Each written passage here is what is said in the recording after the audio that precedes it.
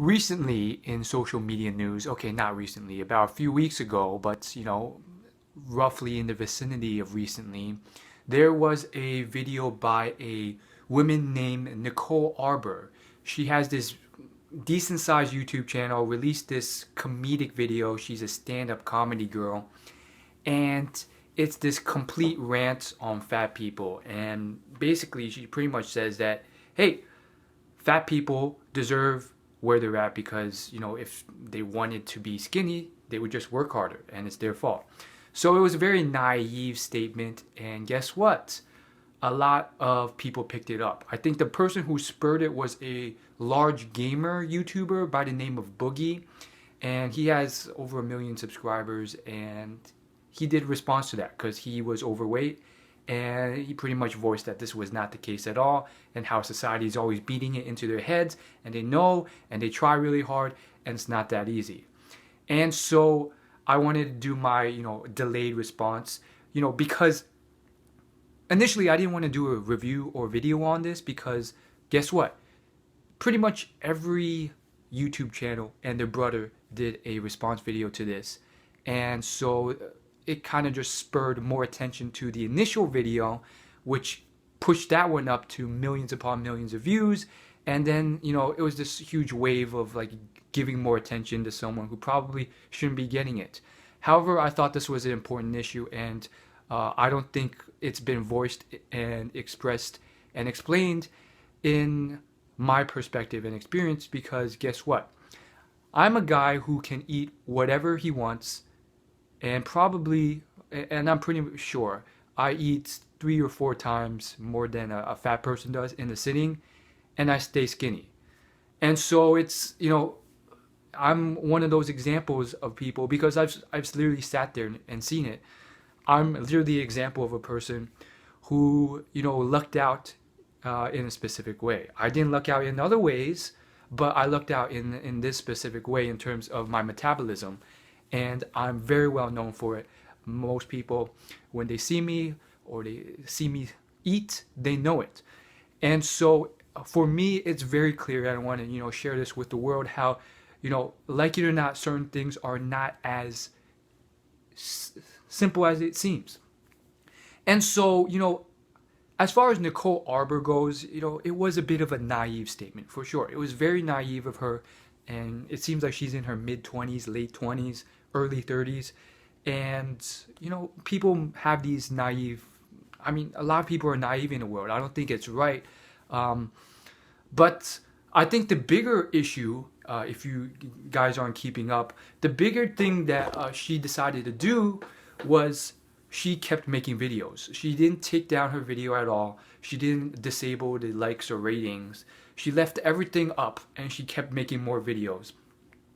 And at first she deleted her whole channel, then she brought the whole thing back up, enabled everything, and continued to make videos. This is very interesting because most people can't handle that amount of hatred.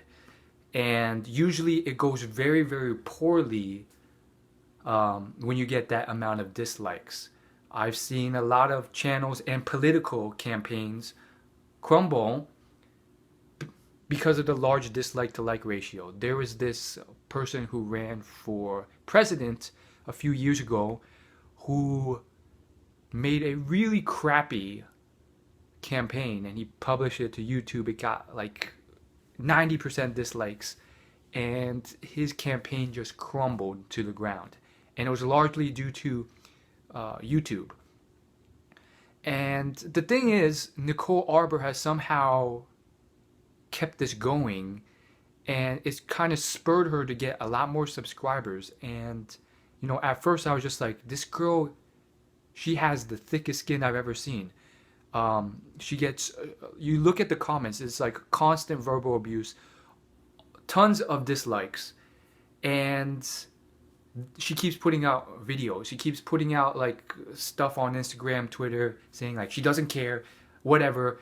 And she keeps putting it out. And now it seems like for her latest videos, her like ratio has gone up. Like it's going more, it's getting higher and higher, and the dislikes slowing down.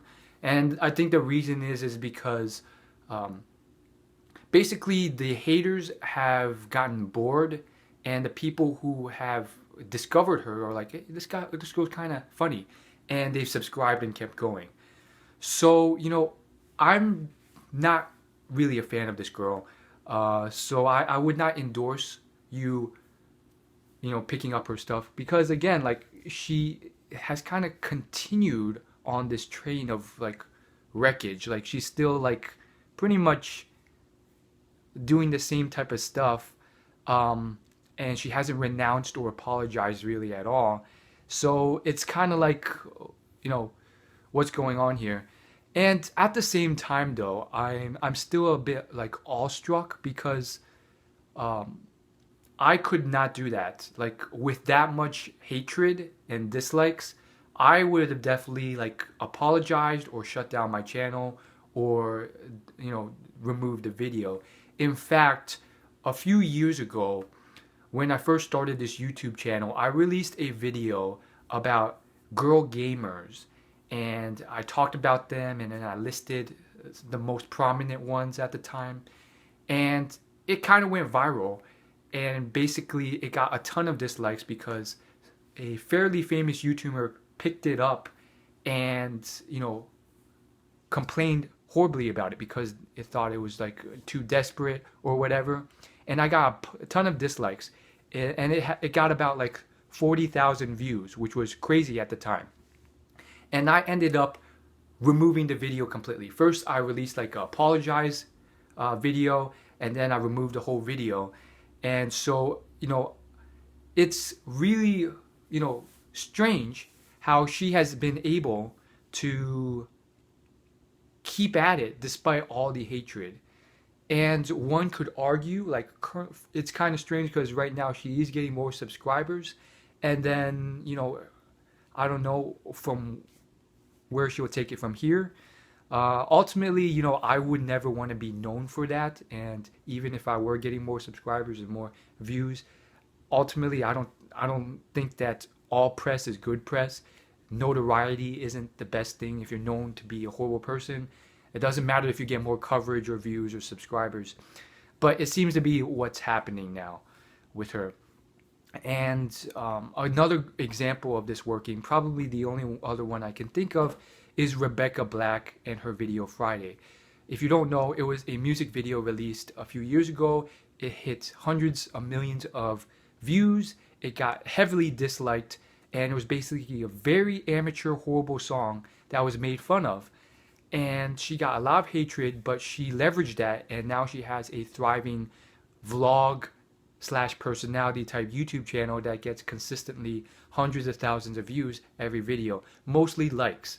And in addition to that, she's made a lot of connections and friends off YouTube, and she was invited to be in Katy Perry's music video and song, which was inspired off of her own song.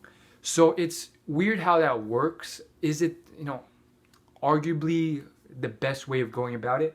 Ideally, no. I still think like it's better if you could do it the normal route, which means, be known for something good. And so, that's just my opinion. And back to the big thing, I do think it's very tough for, overweight people. And I'm one of those examples. Now I have to start watching what I eat and what I consume because I know my metabolism will not last forever. And there's so many examples, celebrity examples of people who were very skinny and athletic when they were young, but then like 20 years later they're overweight, and it's partially because they had great metabolisms and they developed poor eating habits. You have the guy who played Luke Skywalker from Star Wars, and you have the guy who played the main character from Star Trek. I forgot their names, but they're really well-known people, and they went from like these muscular guys to fairly overweight in their 40s. So you have to keep those things in mind, and even if it doesn't show on the outside, now I've still started looking into health and fitness because these things are important for my energy and for my actual longevity. And, even if I look skinny, when I'm running a 12-minute mile and I'm heaving and puffing, that's not good. Even if I look good on the outside in terms of like weight, on the inside, if I'm not healthy, that will bleed over in certain ways. And that's what I learned happened. And so I've really been working on my health and fitness. But to stress the point once again, fat people, and I don't like to call them that, but there's a lot of really awesome fat people, really friendly, nice, great fat people who are just awesome friends, awesome people to be around, and always positive, always friendly. Not all of them are, but some of them are like this. And, it's not the right thing to say to assume that, oh, they have it just as bad as the rest of us, and if they just worked a little bit harder, they would shed that weight. That's so not true, and just from experience, I've seen this to occur. Literally, they will pretty much eat like a normal person. They won't eat any extra. It just so happens that their metabolism is suited to gain more weight. And guess what? 100 years ago, 500 years ago, those were the people that were more likely to survive. Those were the people that were deemed more attractive.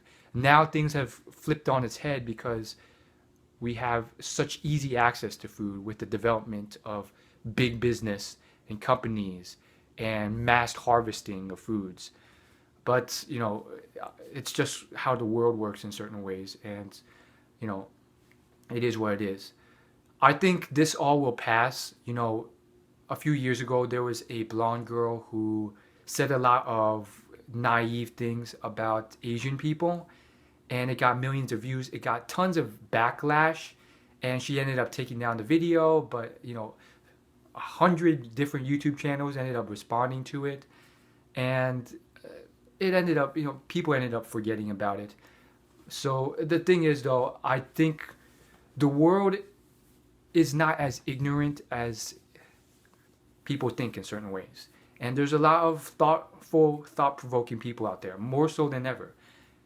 Sometimes you forget that, especially when you're watching Donald Trump debates and you just see him talking about these things and you see all these people following him on the most generic, things that he says. But, that's not true.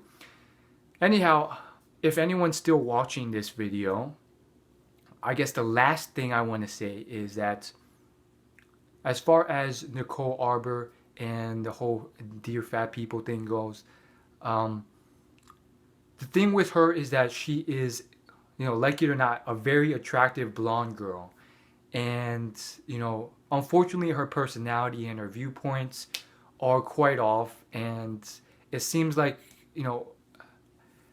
she may have gotten it lucky, and she seems to be pretty much, riding this wave and pretty much saying whatever she wants. And so, I mean, I feel like people out there might be, frustrated or angry that this can occur. That, oh my goodness, this like these types of girls get it all. Or, I mean, there's a lot of different reactions that can occur from this. Some of them will say stuff like, oh, Nicole Arbour, she's super attractive, and now she's doing well on YouTube, and she doesn't seem to have a thick skin, and everything's going well for her. I don't know if that's actually true. She does seem to be invited onto a lot of things, radio shows, talk shows, and stuff, and getting a lot of coverage because of this. But I think everyone has their problems, and again, you shouldn't be jealous of these sort of things. And have faith out there. Like, it may be tough to do, but I firmly believe that there are plenty of people out there who are awesome individuals, and they're just as good looking as this girl, but they're not as naive, not as like narcissistic or anything like that. it seems, I don't know if it's true, maybe she is getting hurt on some level, she's just hiding it, but it seems like she doesn't care at all, and she's just doing her own thing.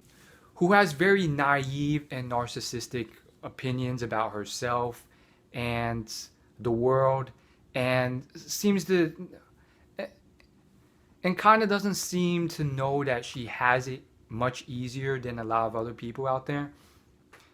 That's all I gotta say. Thanks for watching. See you in my next video. Peace.